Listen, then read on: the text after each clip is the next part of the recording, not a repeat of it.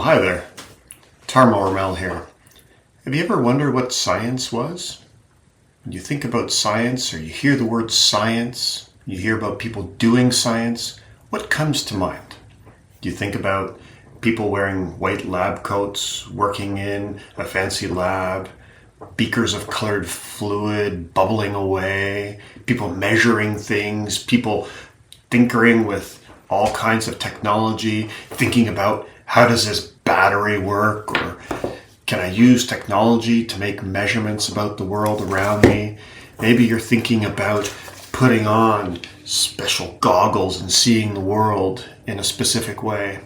Well, science can be a lot of things to many people, and often the images and the visions that we have that are conjured by the word science are brought to us by television programs and Hollywood movies.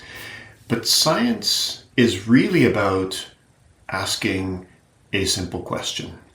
And that question is, why?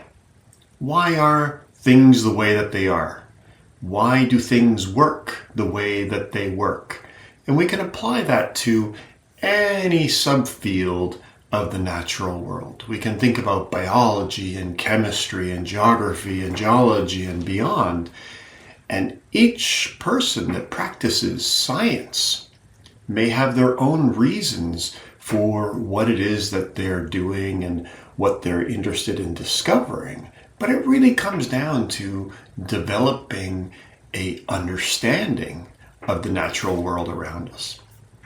So then what really is science if it is so broad that any of these sub-areas of various disciplines are all doing science?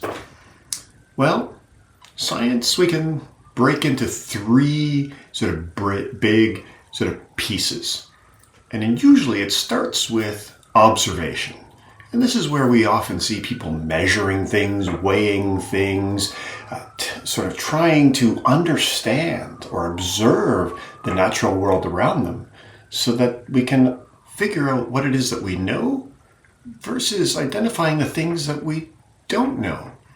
And when we get to one of those things that we don't understand, why do plants grow with branches in a certain way? Why do certain species of trees colonate after a disturbance? Anything that we're not quite sure about is identified because we've done sufficient observation of the natural world around us at whatever scale we happen to be operating at.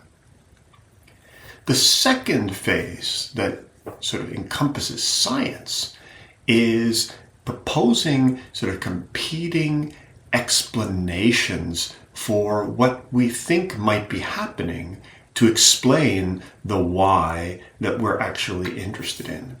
And we talk about these as hypotheses. We develop ideas that could explain what it is that we're seeing. But that's not enough. In terms of really developing our understanding, we then need to rigorously test those hypotheses or those sort of explanations that we've developed to see whether or not they can be falsified or not.